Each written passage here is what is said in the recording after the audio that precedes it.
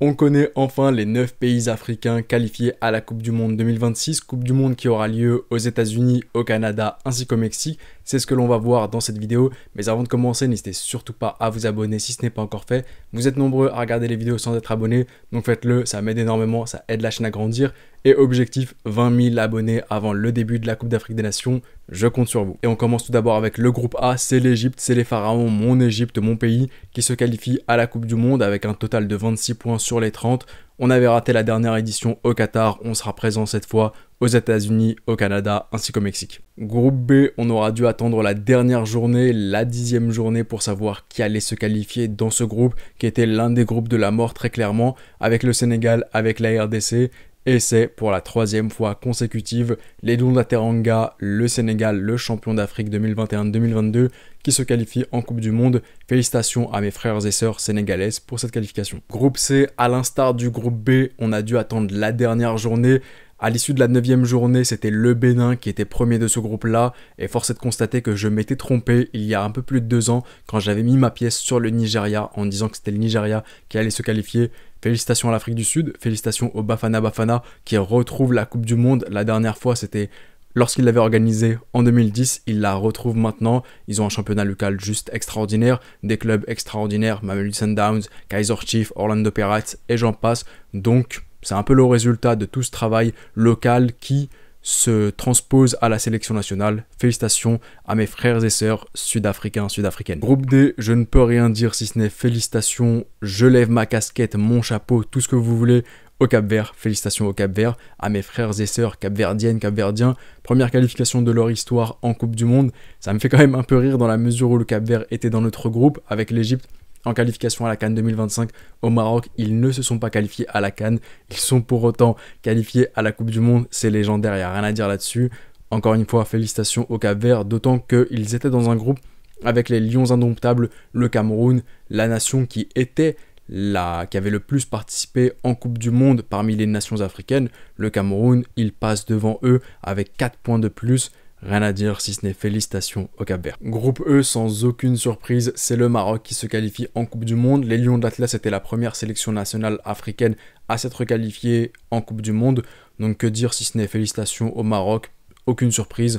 Bravo à mes frères et sœurs marocains, marocaines. Et on va voir si en 2026, aux États-Unis, Canada, Mexique, vous serez capable ou non de faire un back-to-back, minimum demi-finale, ou bien si l'histoire en sera tout autre. Le groupe le plus tendu, on ne savait pas jusqu'à la 10e et dernière journée. Un seul point séparait la Côte d'Ivoire du Gabon, mais c'est la Côte d'Ivoire qui retrouve la Coupe du Monde après 2 éditions manquées, 2018 et 2022. Les champions d'Afrique en titre retrouvent enfin la Coupe du Monde et je pense qu'ils vont faire un bête de truc. Donc félicitations à la Côte d'Ivoire, félicitations aux éléphants, à mes frères et sœurs ivoiriennes et ivoiriens. Et un truc que j'allais oublier, mais la Côte d'Ivoire qui fait quelque chose d'extraordinaire, tout comme une équipe dont je parlerai un peu après, la Tunisie. La Côte d'Ivoire devient, avec la Tunisie, les premières équipes de l'histoire à n'encaisser aucun but lors des qualifications à la Coupe du Monde. C'est pas uniquement de l'histoire de l'Afrique, mais c'est vraiment de tous les continents. Donc chapeau vraiment pour cette performance aux champions d'Afrique actuels. Groupe G, sans grande surprise, c'est les guerriers du désert, les Fennecs, l'Algérie qui va en Coupe du Monde. Félicitations à eux. Et à l'instar de la Côte d'Ivoire, l'Algérie n'avait plus disputé les 2 dernières éditions de Coupe du Monde, à savoir 2022 au Qatar et 2018 en Russie.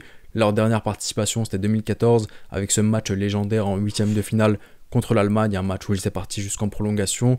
Donc félicitations à mes frères et sœurs algériennes, algériens, pour cette qualification en Coupe du Monde. Avant-dernier groupe, le groupe H, sans surprise, c'est les Aigles de Carthage, la Tunisie, qui se qualifie en Coupe du Monde. Félicitations à la Tunisie, à mes frères et sœurs tunisiennes, tunisiens, mais surtout, parlons quand même de la Tunisie. 28 points chopés sur les 30, juste extraordinaire, mais c'est pas ça qui est choquant, c'est 22 buts marqués, 0 but encaissé pour la Tunisie. C'est juste incroyable, c'est la première fois de l'histoire qu'une nation n'encaisse aucun but en qualification à la Coupe du Monde. Certains me diront le Maroc 2018, c'est vrai qu'en phase de groupe, le Maroc 2018 avait encaissé aucun but, mais il y avait eu avant des tours préliminaires, je crois de mémoire, contre la République centrafricaine, là où le Maroc avait encaissé des buts, mais là, historique, franchement, chapeau à la Tunisie. Bravo, vous avez géré, il n'y a rien à dire d'autre. Et enfin, dernier groupe, le groupe I, c'est le Ghana qui se qualifie au mondial. Félicitations à mes frères et sœurs ghanéens, ghanéennes, félicitations Black Star. Et ça c'est marrant parce que à l'instar du Cap-Vert, le Ghana n'est pas qualifié à la prochaine Coupe d'Afrique des Nations, la Coupe d'Afrique des Nations qui aura donc lieu au Maroc, mais ils sont qualifiés à la Coupe du Monde, donc voyons voir ce qu'ils feront. En tout cas, juste dans ce groupe I, un peu déçu du Mali, j'attendais beaucoup plus de concurrence de la part du Mali, j'attendais à ce que le Mali titille beaucoup plus le Ghana. Vous voyez la configuration dans laquelle est le groupe avec la Côte d'Ivoire et le Gabon.